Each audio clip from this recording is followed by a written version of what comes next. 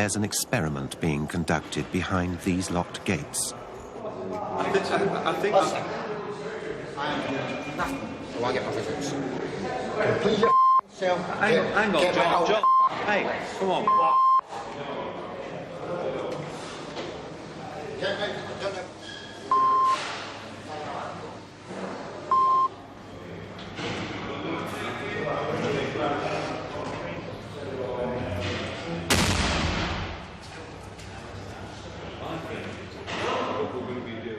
On any other wing, in any other jail, a prisoner swearing at an assistant governor would be facing disciplinary charges. But Hull Prison's A wing is testing a softly regime on some of the most dangerous and disruptive inmates sent from long-term dispersal jails.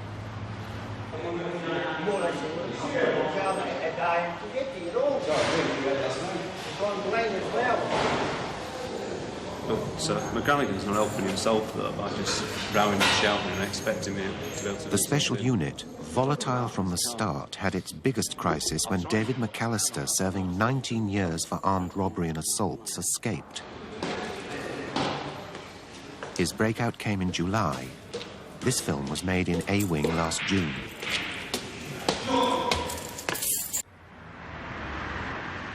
The prisoners arrive from punishment blocks all over the country. They've been in constant trouble, and this is an attempt to break the pattern. At a time when prison resources are stretched, the unit has cost nearly £1 million and is heavily staffed.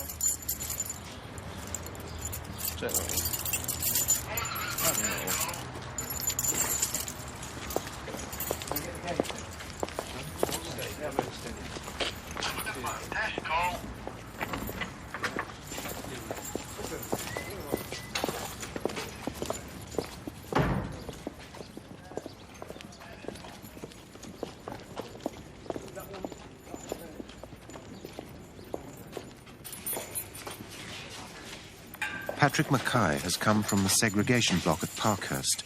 He's serving 5 life sentences for manslaughter and robbery.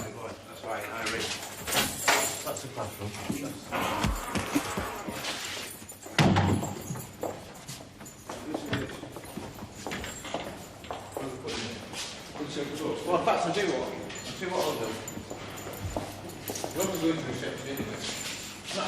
Just to tell you that Mackay's arrived safely. No problems with the escort. That seems to have gone okay, and his personal officer's taking him for a tour of the unit now. That gives us, what, 10 inmates now on the roll, although we've only got 8 of them, because Sykes is still down the segregation unit, completing his punishment, although he's going to be coming up at the weekend, so that should take us back to 9. Richards is still down there, and doesn't seem to be much prospect of him coming back. No, it's where the thing was, aren't they?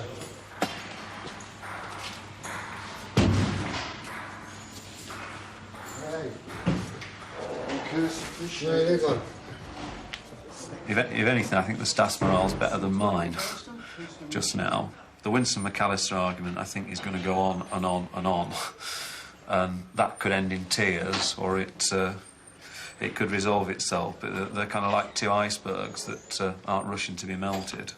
Do you know Ratchidis, Joe the Greek?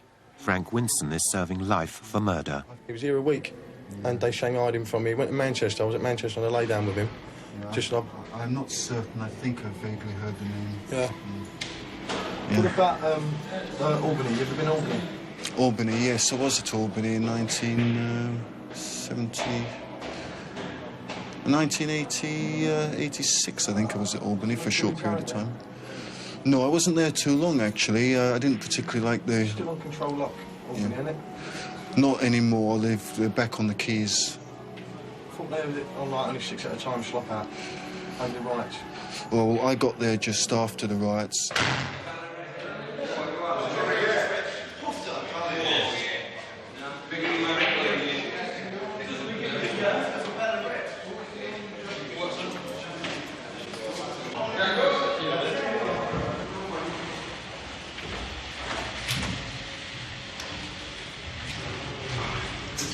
We been going for about 6 months now. It's very much an experimental thing. The proof of the pudding will be come back in 12 months' time if there's a number of inmates who are getting stuck in and making good progress. We can put an argument to the prison department that this way of dealing with inmates is a good one and a positive one. There'll probably be further units built. If it doesn't work here, however, with all the resources that we've got and the high staffing ratio that we've got, I think it could well be back to the drawing board, and the prison department might think it's not been worth the investment. I came from the block straight onto the wing, and of course it was mind-blowing with all this new colour TVs, videos, and you can order a video. Like the first night you seen the colours of the cartoon, like I wanted to kick the TV in. I was just going to go smash. Like, you used to enjoy watching the ads. Oh yeah, this is the ads I was watching. I was watching the ads. I haven't seen any for 3 years, and because of the amount of hassle got down the block and everything, and when you see, it's like it hypnotises you, that the colours and everything, and it brings out the aggression. And of course, you're sitting there like, you know, it's like a drunk junkie withdrawing from his junk. Like you want to kick the TV in.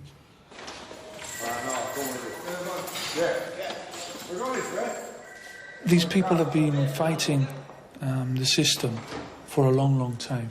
When they come here, we don't fight back. We try and negotiate things through. So we may have to give a little bit of ourselves away. We say, right, so you don't want to clean, but will you do something else? Will you do this for charity? Will you do that for another cause or whatever? We'll do art therapy yet, eh? You reckon? When they look for an argument, they won't find one. Where normally perhaps they would have been nicked in another establishment, they don't get nicked in here. But it's not just about that, it's about the fact that we get them to explain their behaviour away, we talk them through it. Don't be too precious with it, bash it about a bit.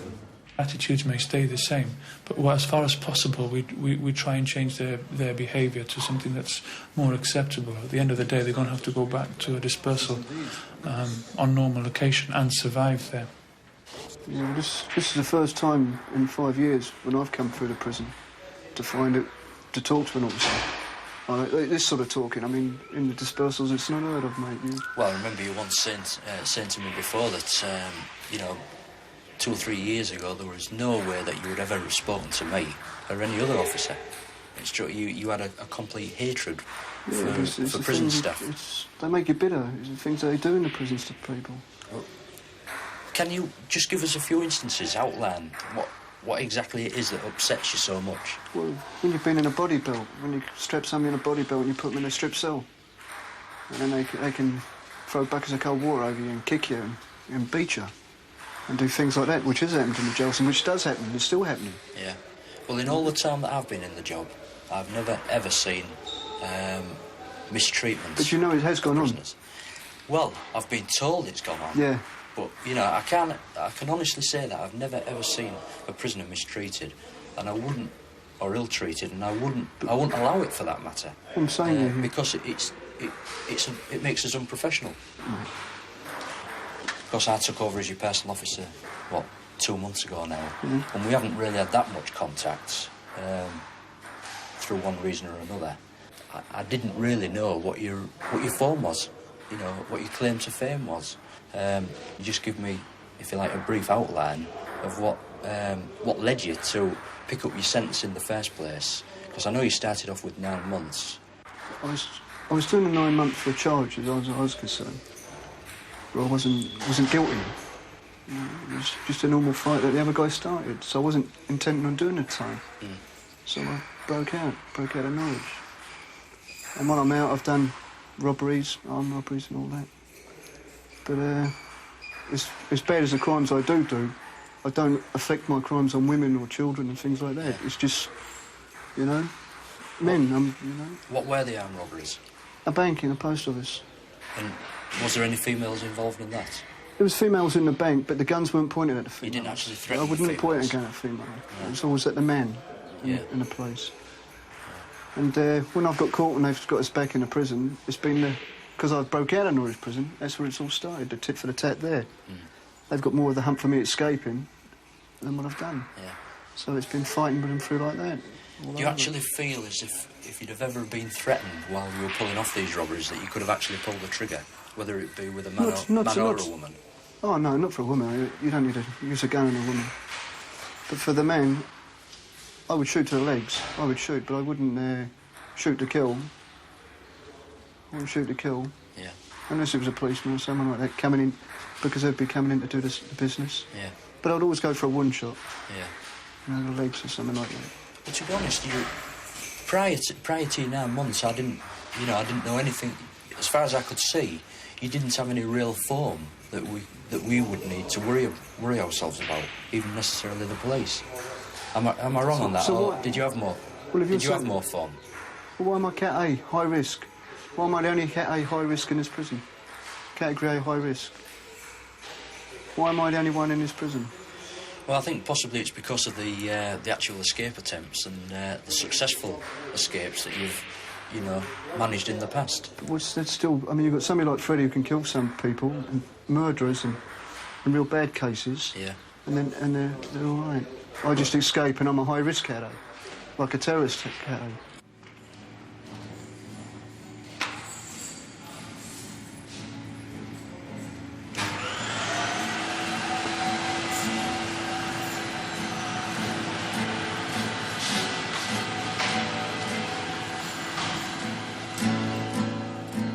Fred Lowe has been out of institutions for only 44 days since he was 16. He's now 32 and serving 2 life sentences and 20 years for grievous bodily harm, aggravated burglary and attempted robbery. He received a 3rd life sentence for the manslaughter of an inmate at Gartree Prison. Today, for the first time, he's chosen to talk about that killing to psychologist Tom Smith. I've gone downstairs, says, get some scissors out of the office, boss, so just want to trim my beard. So he gave me them. And I called him in the cell, says, I've got a cup of tea for you or coffee or one a word anyway. So when he came in, I said to him, what you've been saying, you're going to do this, that and the other. Well, I've got news for you, pal. You're not going to do it, I'm going to do it to you. So I stabbed him 30 times in the throat, blacked both his eyes, split his head, skull open once or twice, just generally jumped up and down on his face. I was about 18 stone then. Kicked him under the bed. Why? Well... Why did it take so much? He was just... he'd opened his mouth at the wrong time. There was a lot of stirring up by other lads, and I was annoyed at what had happened to me, like, double life and everything for nothing.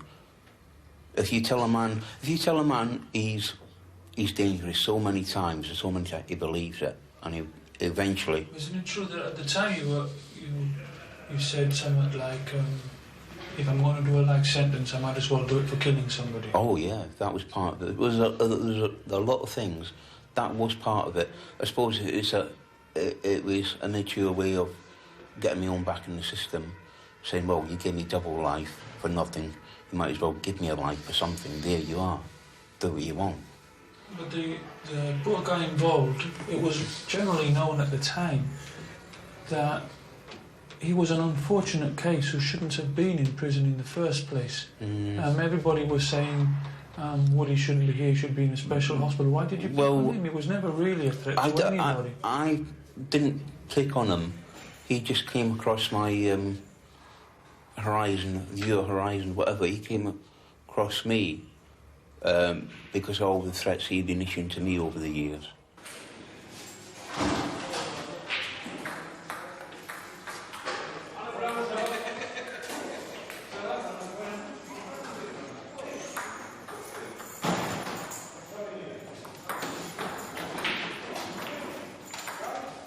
Do you feel at the time of the offence you were a psychopath or behaving psychopathically? From the point of view of somebody who is supposedly using that label to enjoy taking human life, There was never, ever any suggestion in my mind that I was ever a psychopath, if one wants to use that criterion. I could have perhaps understood some people being rather uncertain as to whether or not I was. But I certainly have never considered myself psychopathic if one takes the criteria that one gets a special enjoyment out of killing. No such enjoyment have I ever had. I have never found any pleasure out of any such thing.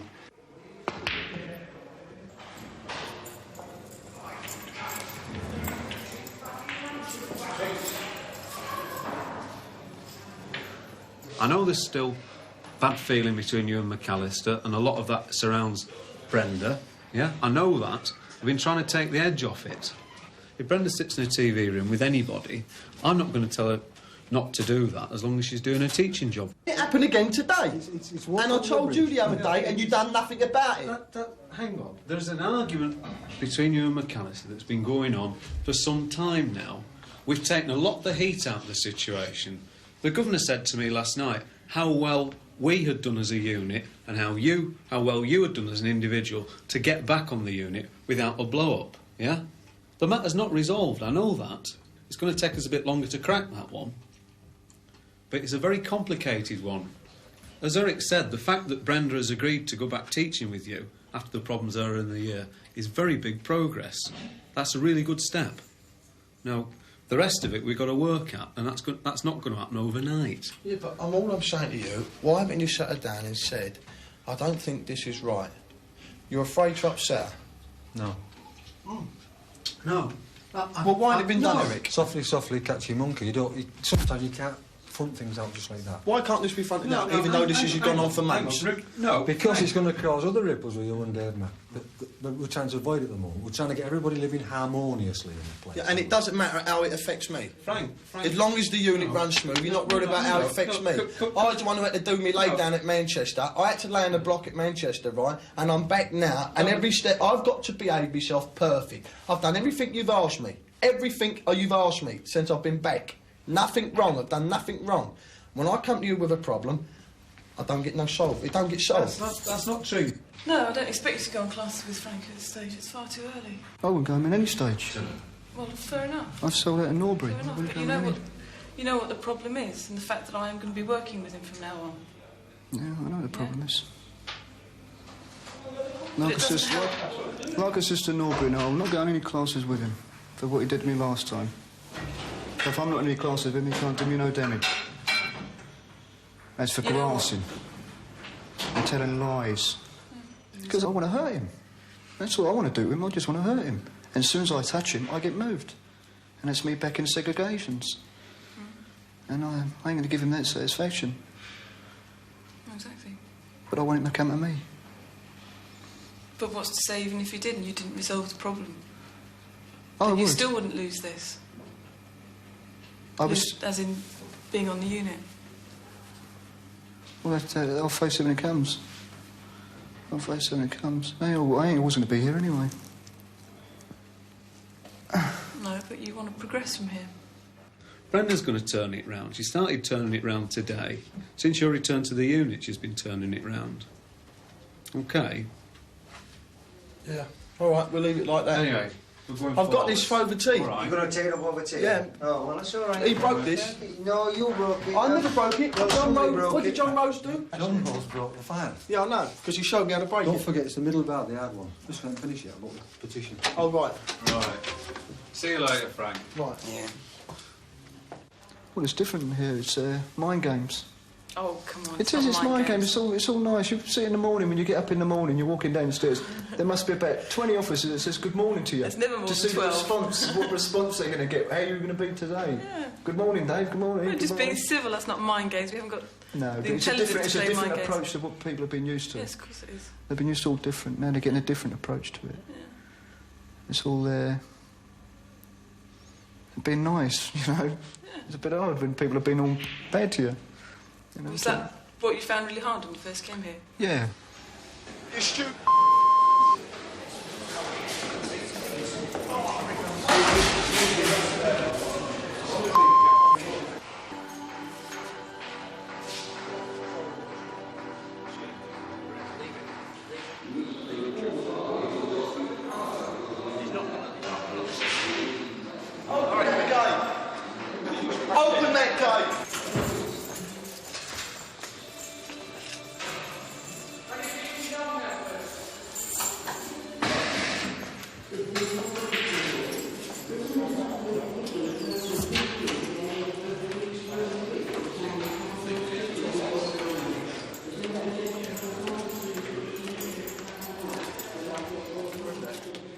There are often times when I have been frightened on the unit.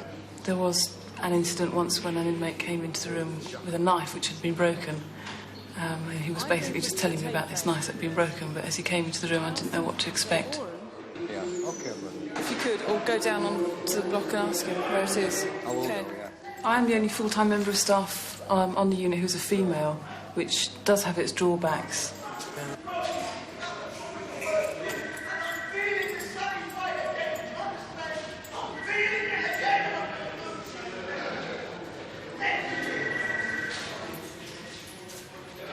The inmates relate to me in different ways, and obviously that can cause a lot of problems, especially if a member of the team or one of the inmates has difficulties relating to female staff, because in a lot of cases it might be the first time they've had the opportunity to talk to a woman in years. D-Wing is slopping out. This is the everyday scene in the rest of Hull Prison. No lavatories in cells here, and no association for some on this overcrowded wing. It houses 200 convicted and unsentenced prisoners. They're in their cells for up to 23 hours a day. The contrast with A-Wing is startling. It's led to resentment against the special unit's 26 prison officers, all volunteers. There's a lot of stick going about in the rest of the prison. They're saying that we don't know how to say no to these people. And yet the people who are saying it would never, they don't want to come and work in here. And sometimes you think about it and feel, is it worth it? The classic, they call it the Wendy House. Yeah. Once you've worked in here, I think a lot of your attitudes you take out into a normal prison setting, and then I think it makes you into a better person, probably a better officer as well. It makes you better able to deal with aggression, especially face-to-face aggression, face-to-face violence. I mean, we're holding the worst of the worst now. We hold the worst from the dispersal. Unmanageable, don't they, really? But whether we change them, we'll have to wait and see. It's dribbled down the side a bit, but that doesn't matter. It won't deter from the taste of it, won't deter from any of it. All right? And you don't have to eat it, but just to garnish it. Little tiny piece of parsley. All right, Pete. Nice visit. This is the only unit at Hull where prisoners cook for themselves. Well done. One afternoon a week, the chaplain's wife, Sue Jin, gives the men a practical lesson. And you don't like mustard. You won't taste it in the sauce. All right? I promise you, you won't actually taste that mustard in the sauce. It just brings out the flavour. Looks all right, But it's very hot. Yeah. All right? That's fine. If you take all those, the rest live down here, don't they? Yeah. The officers here in the cons have no hesitation in turning their back on me while I've got these knives. And even though my track record has been rather heavy in using knives on people. Check them knives back up. I've got a lot of trust that way, and I tend to respect it.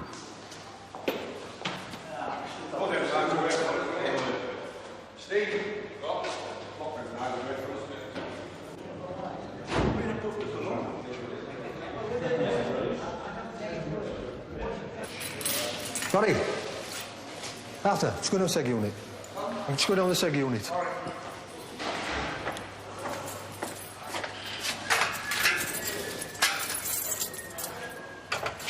One of A-Wing's inmates is returning today from the segregation block. He's an ex-heavyweight boxer serving 2.5 years for burglary and assault and 3.5 years for assaulting staff at Hull. On the day he went to the block, a restraint team with helmets and shields stood by in case of trouble. But the special unit's officers persuaded him to go quietly.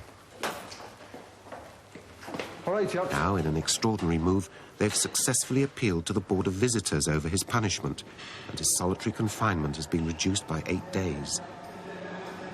Paul Sykes was disciplined for abusing a prison works officer who came into the special unit. Later, the charge was quashed. As soon as I got here, I said, you must keep the screws out the main nick from coming in. Well, I said that for a reason, Harry. I know what vindictive some of them are. And I am in the nick now for belting a screw here, well, 2 screws here. And if they don't keep out that, if they don't allow to wander in, I've got no protection. Are you with me? Now then. A screw's coming out the main nick, gone in the office. Paul Sykes has hit me. 3 days later, I'm nicked for assault. I said, I'm not playing. I'm not playing. Go ahead with it. Go ahead with it. Some kind of game it is. I don't know what kind of game it is, but I'm not playing. I'm watching through the window and I see the Board of Visitors come in. 4 of them. 2 of them had done my parole application, did my parole application, and the other 2 have strolled about the wing when it first opened, wandering about, smiling benignly and saying, like, how lucky you are, what lucky chaps you are. And I've given them all a coating, every one of them give them a coating. Told them that they're here to protect prisoners' rights. That's what they're there for, to see the system doesn't trample on them. That's what they're in the job for. I said, everywhere you go, this statutory rights is being obliterated. And what does he say? When he was the Minister of Prisons, he said, it's not our policy to let inmates know the rules. Well, I know the rules, yeah, and they should know the rules, and they should make sure that the system plays to them. And I've given them all a coating. These are the lots that's now coming in to try me. The charge isn't assault now, it's abusive and threatening language. So I thought, yeah, so I've written it out now, my statements. I deny all allegations, and the days have gone when a screw could say you've said something or done something. He's got to have some proof. And the governors can't say, well, if he said you were riding around the landing on a motorbike, I'd want to know where the petrol come. Them days have gone, all that carry on. Yeah. So I've written it all down, and it's a straightforward, by law, case dismissed. Paul Sykes has hit me. If it had have happened at school, when it happens at school, and he'd have run to the teacher, Fred Smith's hit me. Just have a look at him. No marks, no anything, just, well, go and hit him back then. That's what they say, yeah. And that's what they should have said to him.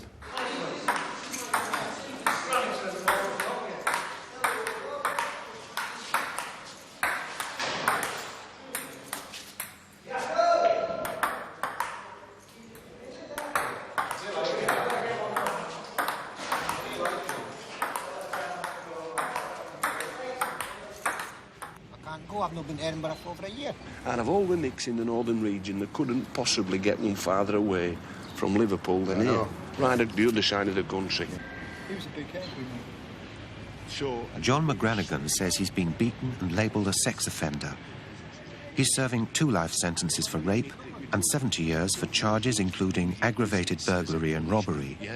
He says he's innocent of all but 1 charge of wounding, and he smashed up other units in protest. Justice, the lawyers' organisation, has taken up his case with the Home Secretary. Every criminal's supposed to say he's innocent, so you hear it all the time. So for me to say I'm innocent, say, oh, yeah, we've got another one. But as you can see for yourself, you have read the documents. And, yeah, I mean, it seems to me they're going into great detail about the lack of forensic evidence, the lack of mention of your stutter, all those things. Yeah. The lack of... Well, was there a lie detector done at the time? Lie detector done... No, since I've come in prison, I've been on the lie detector, and just I passed that with flying colours. And I think one other thing, if I remember from what you were saying the other day, even the evidence about the size of your penis, which was quite an important bit of evidence in the case. It's funny to me. It's not funny to me, but I've got to take some stick for that, obviously, because all the boys having a laugh and like that. Oh yeah, but they put over that this man was an enormous. The 3 women. I mean, the women did suffer. Don't get me wrong. I mean, I've no against these women. What they did go through was horrible. But they did say, the 3 of them, that the man had a large phallus, enormous. Well, I mean, I'm not small, but I've been quite happy if I'd been like that, I think. But you now have a certificate saying you're at least average. Yeah, I have the official figures. Okay. So you feel that if you're accepting any part of the sentence, it's like accepting your guilt. But do you think the knock-on from that in recent times has been that you get a reputation for being, as the system would see it, a troublemaker and a disruptive and subversive? Of course, yeah. They created me. What I am, they created me. Sure. Reports I've wrote, and they wrote reports about me, and that's some of the reports I got the rubbish. And I got just a prison, and just before I arrived there, the staff are thinking I've got to get some big Tyson coming in by their own reports. They've wrote what they've made themselves frightened by their own reports.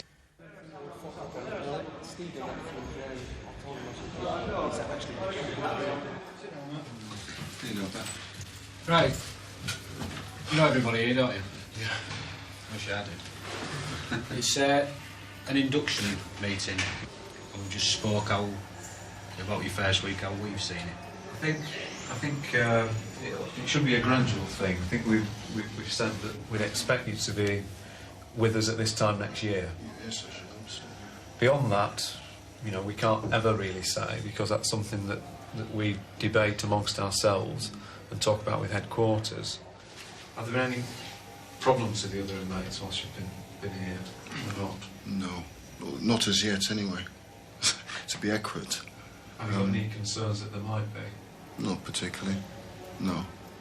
But I can't read the future anymore. No. When you look at it, Paul, I wonder whether it's a waste. It's wasted on these people. Whether it wouldn't be better if the new lads, you know, when I say new lads, I don't mean new. I'm talking about new in the crime. If we spent a bit more time with them and tried to steer them and give them these facilities and all like that, it seems like these always seem to be getting the best, and we treat them with kid gloves.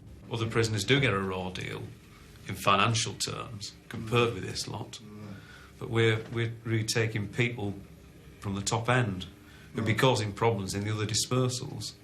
They'd be stuck in the segregation units or causing no end of problems. You know that from when this place was a dispersal. Well, this is where I feel that I justify being here on this unit, in my own opinion, and quite a few of the staff have shown this themselves, that we justify it by the fact that, you know, we've done dispersal and we've seen these troublemakers on the landings and who can be a pain in the backside.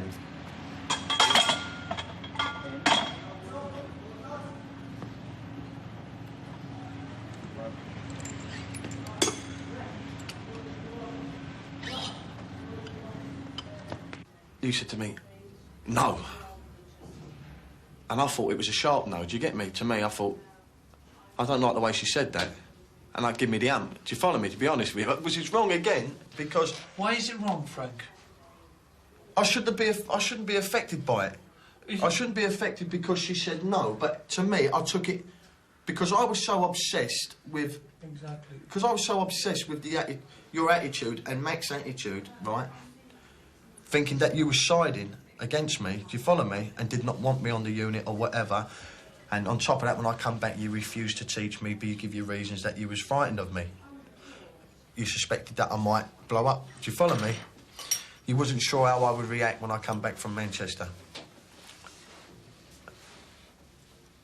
To me, I felt you're completely against me. Not just that everybody else was against me on the unit when I first come back, but you was against me. Do you follow me as well? And I thought, somebody's got into your head. I suspected somebody got into your head, right? I didn't just look at it. I didn't say to myself, well, it's me who's got into her head because I've caused it, because I've frightened her. Do you follow me? I couldn't see that then. Do you understand that, Brenna? Are you saying you can now? Yeah, of course I can see it. I can see it now, but it's still very difficult. It's not an easy thing. Whenever I look, I always seem to see you when you're on the wing in the company of that man. Or he's always in the company of you. But that's because that's what you're looking for, Frank. But Tom, it's a fact because members of staff notice it. Members of staff complain about it. Well, you pointed out to certain members of staff who you know will side with you. Yeah. Oh, come on. Yes. Brenda, you can't say that. Yes, Trevor Drury but I said to me time this morning... myself. You want to know what I am doing every 5 minutes of the day. When I first started on the wing, I would pick up a telephone. Who's that? What are you talking about? Where, who, where, why, what, when? And I went off the wing. You wanted to know. Brenda, would you agree that you have admitted you have spent more time in the company of one man more than others? Would you agree to that? Because I know for a fact, Brenda, you have admitted it. Why then have you done it? Can you answer the question? Why? Well, in a week when I've maybe arranged to meet some other people, like I set up an interview with another inmate a week ago, he didn't turn up. I sat downstairs for an hour like a lemon on my own. But Brenda, there's nothing wrong with that. Do you mind, Tom, please, for a moment? Let's look at the facts that wind me up, Tom.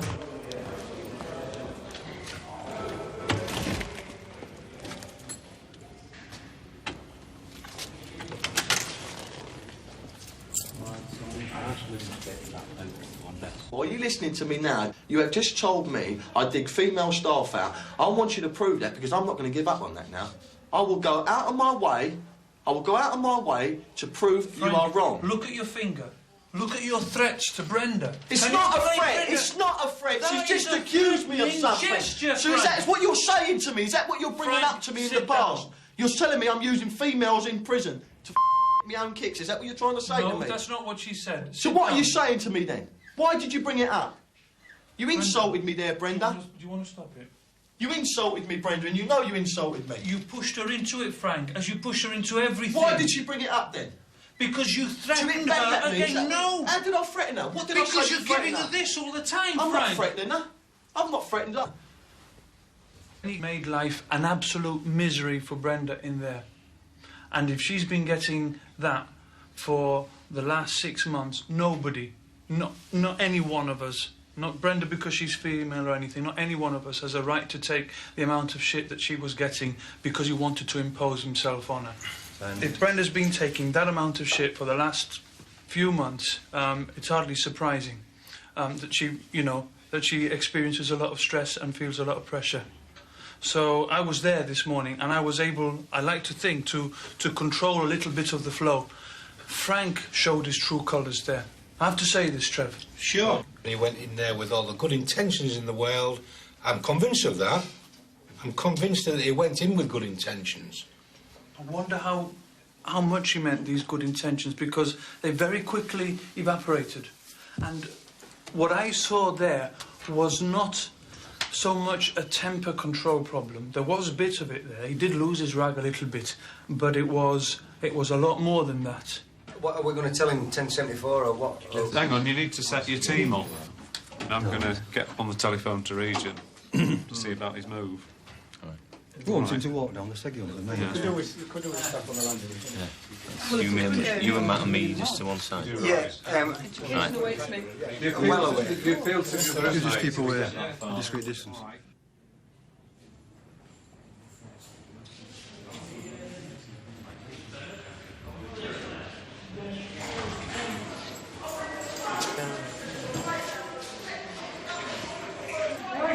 Within 2 hours, Frank Winson was on his way to another jail because of threats from the other inmates.